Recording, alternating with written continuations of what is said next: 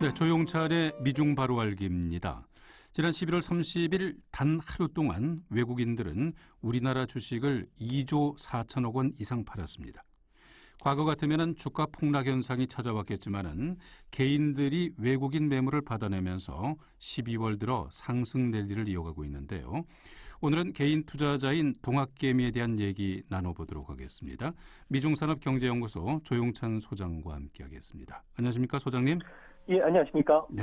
자, 우리나라 개인 투자자를 가리키는 동학개미들이 미국 증시에서 중국 증시로 투자 자금을 이동하고 있다는데요. 동학개미들이 중국 증시로 몰려가는 이유는 무엇 때문입니까? 아무래도 중국 증권 시장에서 내년도와 관련된 장밋빛 예측 보고서들이 쏟아지고 있기 때문에 그런데요. 내년은 중국 증시가 자본시장이 개설된 지 꼭 50돌이 됩니다. 네. 중국 증권사들은 이에 빗대서 공자의 노노 말씀을 인용해서요. 32립이라는 이야기를 쓰고 있는데요. 이립이라는 것은 학문이나 식견이 일가를 이루고 도덕적으로 흔들리지 않는 나이를 뜻하는데요.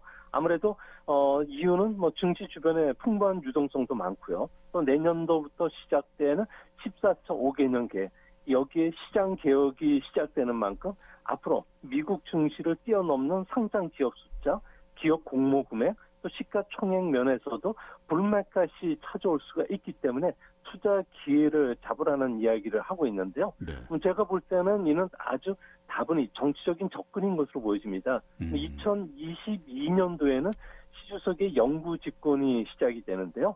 이 때문에 1년 전서부터 증시의 축제 분위기를 만들어 가려는 이런 정책 의도가 깔려 있는 것은 아닌가 이렇게 생각이 됩니다. 그렇군요. 자, 그러면 중국 증권사들의 낙관적인 투자 전망 보고서대로 내년 내 중국 증시 낙관해도 되겠습니까? 네, 중국 증시가 아무래도 장기 투자를 하려 그러면은 미국 증시처럼 정책 시장이라는 오명을 아예 번져야 된다고 보여집니다. 예. 또한 현재 벌어지고 있는 반도체나 자동차, 석탄 전력과 같은 기간 산업들의 디폴트 현상도 멈춰줘야 되고요. 또 이것보다 제일 먼저 시급한 것은 주시장의 공시제도, 지배구조, 그리고 회계 불투명성이 하루속히 개선되어야지만 투자자들이 안심을 하고 장기 투자를 할 수가 있는데요. 네. 내년도 그 중국 증시를 보면은 미국의 새로운 정부가 대중국 포위망을 상당히 촘촘하게 구축할 것으로 보여지고요. 또 군사적 충돌 위험도 상당히 높은 상황이고요. 또 중국에 대한 하이테크 기업에 대한 압박 강도를 늦추진 않을 것으로 보여진다는 점에서 내년도 그 중국 증시 같은 경우는 부침이 좀 심하지 않을까 생각이 듭니다. 네. 최근에 이 동학개미들이 미국의 가파 주식을 팔고 중국을 대표하는 4대 IT 기업인 베스에 투자하고 있다는데요. 이게 과연 현명한 투자 판단일까요? 네, 제4차 산업혁명을 이끌어왔던 미국 혁신 기업이죠. 가파라는 기업이 있는데요. 구글, 애플, 페이스북, 아마존을 가리킵니다. 이들 종목들을 보면은 올해 3월 말 주가 저점 대비 무려 300에서 500% 정도 주가가 상승을 했는데요.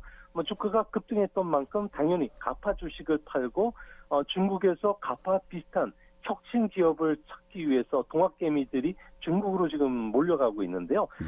중국에서는 이런 가파를 모방한 기업을 베스라고 합니다.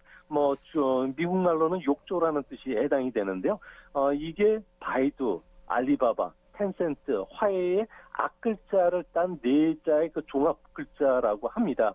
이 중에 텐센트 같은 경우에는 시가총액이 세계 6위고요. 알리바바는 세계 4위이기 때문에 이미 페이스북이 주가를 추월했기 때문에 동학개미들이 앞으로 이들 기업들의 성장성을 보고 계속 매수에 나선 것은 아닌가 생각이 됩니다. 네. 중국 기업에 대한 투자가 글쎄요. 과연 현명한 투자 판단이 될 수 있을까요? 어떻게 보십니까? 네, 동학개미들 같은 경우에는 아무래도 중국에 관심이 많은 것은 올해 전 세계적으로 성장률이 대부분 마이너스 성장이지만 중국은 1.9%로 유일하게 플러스 성장을 하고 있고요. 또 이런 속도라면은 2025년도에는 중국의 경제 규모가 미국의 90% 정도에 달한다는 겁니다. 이 때문에 앞으로 많은 중국 기업들이 더 성장을 할 수가 있다고 보여지는데요. 제가 보는 결론은 좀 다릅니다. 베스 기업이 해외 시장에서 가파를 추월할 수 없다고 보는 이유는 아무래도 베스의 기술 사업들은 모두 가파의 기술이나 비즈니스 모델을 그대로 복사한 것이기 때문에 앞으로 화웨이처럼 지적재산권 보호라든지 해외 사업에 대해서 엄격히 규제에 나선다면 14억 내수 시장만 가지고는 성장을 할 수가 없지 않나 보여지고요. 네. 또 글로벌 시장에 진출하기 위해서는 영어가 기반이 돼야 되겠고 전 세계에 유능한 인재를 영입이 필수적입니다. 이뿐만 아니라 정부의 간섭이 없는 창조적 파괴가 또 일어나야 되겠고요. 기업의 혁신이 끊임없이 불어넣어줘야 되는데 중국 같은 경우는 규제가 존재하는 상황에서는 아무리 시가총액이 커도 세상을 바꿀 만한 혁신 기업은 중국에서 나오기는 상당히 어려울 것으로 보여집니다. 네. 미국의 화웨이에 대한 제재가 해제되면은 중국 증시, 특히 베스 주식이 크게 상승할 수도 있을 것 같은데요. 기대해봐도 될까요? 네, 바이든 행정부 같은 경우에는 아무래도 화웨이와 관련된 변화를 줘야 된다는 이야기들이 많이 있긴 합니다. 아무래도 객관적으로 안보나 보안 문제 리스크가 제시를 하지는 못했고요. 또 민생 제품까지 안전 보장상의 리스크라고 정의하기가 좀 애매하다는 겁니다. 예. 이뿐만 아니라 동맹국의 화웨이 통신 설비 제품을 계속 사용 금지시켰을 경우에는 아무래도 동맹국의 비용 부담이 상당히 늘어날 수가 있고요. 또 경쟁력 있는 외국 기업들에게 시장을 배제시키는 이유는 미국의 통신 산업이 경쟁력이 떨어질 가능성이 크다는 겁니다. 특히 과거 사례를 보더라도 미국 자동차 산업에서도 이게 검증이 됐기 때문에 앞으로 미중 관계가 개선이 되지 않는 한은 아무래도 화웨이와 관련된 개선 속도는 좀 개방 문호는 좀 늦어지겠지만 여하튼간에 앞으로 어떤 변화는 좀 이번 다음 행정부에서는 좀 일어날 가능성은 좀 있지 않을까 보여집니다. 네. 바이든 정권의 대중 정책은 언제쯤 변화를 맞게 될 것으로 보십니까? 네, 민주당뿐만 아니라 경제학자들 사이에서는 트럼프의 극단적인 대중국 정책이 아무런 변화를 주지 못했다고 보고 있고요. 네. 이 때문에 아무래도 국제 협력에도 차질이 발생했던 만큼 좀 변화가 있어야 된다고 보고 있습니다. 하지만 미국이 갑자기 대중국 포용 정책으로 외교 정책을 전환시키지는 않을 것으로 보여지는데요. 이는 신장 위구르의 인권 침해 문제가 시정되지 않았고요. 또 홍콩의 국가안전법과 관련된 운영 기준이 중국이 완화시키지 않았습니다. 남중국해뿐만 아니라 양안 문제에서도 의견의 접근이 지금 상당히 어렵기 때문에 동맹국 간의 의견 조정을 한다면은 아무래도 시간이 걸릴 수 있다는 점에서 조기 미중 관계가 개선되기는 현재로서는 어려울 것으로 보여집니다. 네. 최근에 다우 지수가 3만 포인트를 돌파한 뒤 조정 국면에 들어갔는데요. 이 제3차 팬데믹 상황에서도 미국 증시의 연말 산타 랠리 기대해봐도 될까요? 네, 아무래도 산타 랠리를 기대할 수 있는 분위기가 형성이 되고 있는데요. 11월 달만 하더라도 미국을 대표하는 다우 지수가 무려 11.8%로 1987년 이후에 가장 큰 폭으로 상승을 했습니다. 예. 12월도 계절적으로 항상 미국 증시가 좀 상승하는 경향이 상당히 뚜렷했고요. 현재 미국 같은 경우에는 광의의 통화라고 할 수 있는 M2 증가율은 부동산이라든지 그리고 주시장이 영향을 끼치는데 전년 동월 대비해서 무려 24% 넘게 증가를 했다는 겁니다. 실질 금리가 제로인 상태에서는 아무래도 증시 쪽으로 자본 유입이 계속 빨라질 수밖에 없을 거로 보여지고요. 또한 과거 버블기와 비교를 하더라도 현재 주가 수준은 최소 20% 정도는 추가적으로 내년도까지는 상승할 수 있을 거로 보고 있기 때문에 아무래도 주식과 관련된 투자 의견들이 낙관적인 상황에서는 미국 증시는 앞으로도 좀 상승 여력이 더 있을 것으로 보여집니다. 네. 그러면은 국제투자은행이 앞으로 미국 증시를 얼마나 상승시킬 것으로 보시는지요? 네, 지금 연말을 맞아서 국제투자은행들 같은 경우는 내년도 증시와 관련된 목표 주가를 발표하고 있는데요. 골드만삭스 같은 경우에는 미국을 대표하는 S&P 500 대형주 지수 같은 경우에는 4,300포인트 정도, 그리고 JP 모건 같은 경우에는 4,500포인트를 제시를 하고 있는데요. 이는 현재 주가보다도 10에서 20% 정도 더 높은 수치입니다. 보수적으로 보더라도 예상 주가 수익률이 23배나 24배 정도 되는 3,800이나 3,900선까지는 충분히 상승할 수 있을 거로 보여지는데요. 네. 이렇게 보면은 내년도 주가는 현재보다도 600에서 한 800포인트 정도 더 상승할 수 있다는 점에서는 뭐 주가 조정 시 성장성이 높은 종목을 중심으로 해서는 또 싸게 살 수가 있기 때문에 굳이 추격하셔 가지고 단기간에 너무 급하게 주식을 사시는 것보다는 기간을 두시고 조정을 보일 때 싼 가격에 주식을 사는 전략도 바람직할 것으로 보여집니다. 네. 미국 증시를 역사적으로 쭉 보면은 그 민주당과 공화당 가운데 어느 당이 집권했을 때 주식 투자 성과가 좋았습니까? 네, 공화당 같은 경우에는 작은 정부를 주장하고요. 규제 완화를 주장했기 때문에 민주당보다는 주가 상승이 더 컸을 것으로 예상이 되지만 실제 미국 증시를 보면은 1937년 이후에 대선 결과라든지 주식 성과를 보면은 어느 정당의 후보가 되든지 간에 주식 투자 성과에는 큰 영향을 미치지 못한 것으로 나옵니다. 네. 아무래도 주식 투자 성과는 가계 수익과 저축이 주시장으로 얼마나 빨리 유입되는지 그리고 금리나 물가가 하락하는지 또 많은 산업에서 서프라이 체인망이 글로벌화라든지 생산 자동화 진행이 되면서 생산성 향상 그리고 기업 수익을 끌어올리는지가 주식시장에 영향을 줘왔다고 합니다. 이제 앞으로 바이든 정부가 확대 재정 정책의 규모가 얼마가 될지 또 법인세 증세가 얼마만큼 기업 수익을 내릴지 이런 부분들이 주식 투자 수익에 결정적인 영향을 끼치지 않을까 보여집니다. 네. 최근에 미국 법무부와 의회가 가파 해체 수순을 밟고 있다고 하는데요. 이 주식시장에 좀 충격을 주지 않겠습니까? 네, 디지털 공간의 지배자인 가파죠. 구글, 애플, 페이스북, 아마존과 관련해서는 미 법무부뿐만 아니라 의회 같은 경우에도 경쟁 환경을 왜곡시켰기 때문에 회사를 분할할 필요가 있다고 보고 있는데요. 미국 같은 경우에서도 아무래도 시장의 압도적인 지배력을 이용해서 경쟁을 해치는 기업들에 대해서는 분할을 한 적이 있었습니다. 예. 1984년도 장거리 전화 회사 같은 경우에는 시장의 80%를 차지했던 AT&T 같은 경우에도 분할을 했는데요.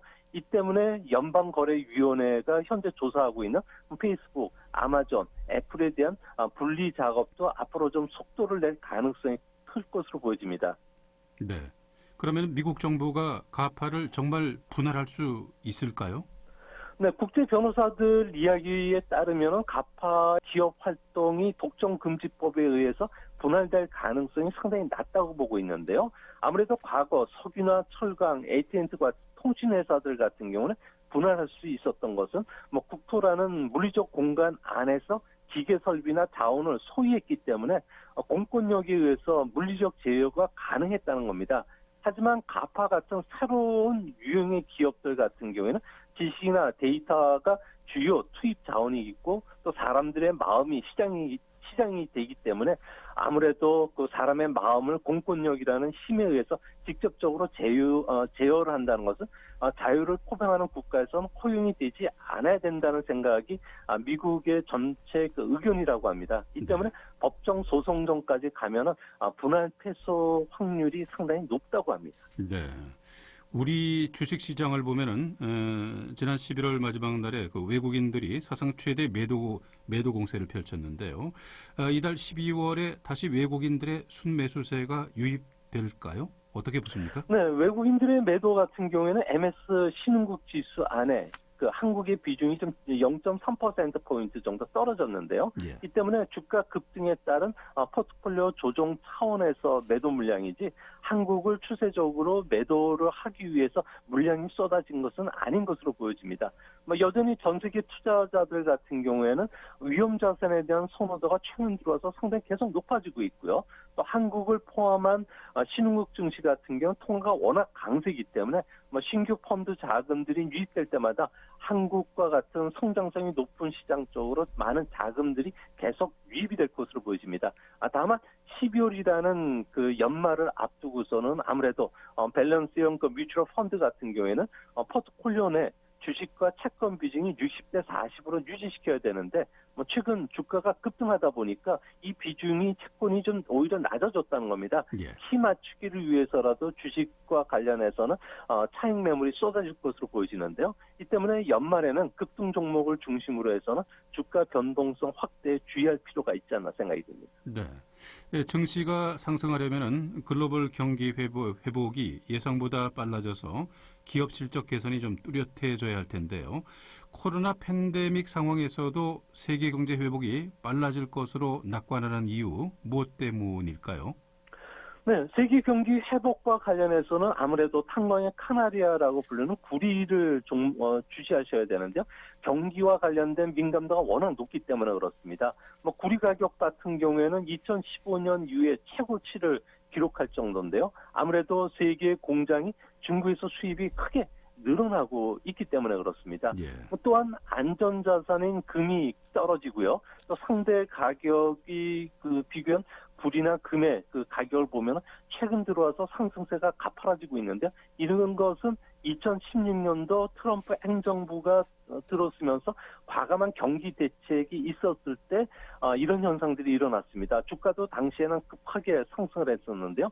현재도 아무래도 정권이 바뀌면서 중앙은행의 금융 완화로 인해서 유동성에 의한 버블적 요소도 워낙 강하고요. 네. 또한 주가 상승을 뒷받침시켜주기 위한 펀더멘탈도 상당히 좋아지고 있기 때문에 앞으로 미국뿐만 아니라 전 세계 주시장들 같은 경우에는 내년도까지도 현재 상승 흐름이 이어질 가능성이 높지 않나 보여집니다. 네. 주가 버블 논쟁으로 앞으로 투자 전략을 고민하는 개인 투자자들에게 또 해주고 싶은 말씀이 있을 것 같은데요. 한 말씀 해주시죠. 네.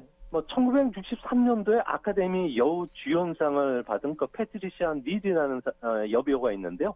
티파니의 아침에서 조지 페파드의 연상 여인으로 나왔던 이 여배우입니다. 유명한 명언들이 많이 남겼는데요.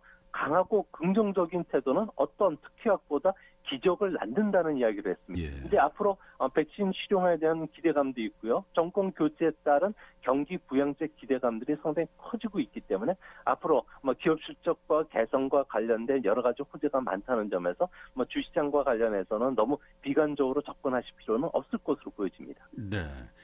예, 중국은 국가 안전에 관련된 전략 물자와 기술의 수출을 규제하는 수출관리법을 이달부터 시행하고 있는데요. 그 대상 품목과 그 해당 국가는 어떻게 되는지요? 네, 중국 같은 경우에는 이제 수출관리법을 12월부터 시행한다고 했지만 아직 대상 품목은 공개하지는 않았는데요. 앞으로 품목으로는 히스토리가 좀 유망해 보이고요. 또 군사 전용이 가능한 제품이라든지 기술, 서비스, 데이터 같은 경우에도 수출 규제 대상 품목이 될 가능성이 큽니다. 네. 하지만 미국을 겨냥해서는 당장 쓸 수는 없을 거로 보여지고요. 다만 영토 문제나 그리고 대만과 홍콩, 위구르 문제에 대해서 간섭을 하고 있는 일본 기업이나 호주를 대상으로 먼저 실시할 가능성이 큰데요. 이렇게 되면 외국 기업에 대해서 수출 허가제도 도입이 되고요. 특정 외국 기업을 리스트해서 수출을 아예 금지시키는 작업들이 있을 가능성이 큽니다. 물론 위반 시에는 벌금이 부과되고 형사적 책임을 묻겠다고 이야기했기 때문에 중국의 수출관리법을 두고서 아무래도 서방 국가들 간의 그 대립이 치열해질 가능성이 높지 않나 이렇게 보여집니다. 네. 지금까지 조용찬의 미중 바로알기였습니다. 미중산업경제연구소 조용찬 소장과 함께했습니다. 감사합니다. 예, 감사합니다.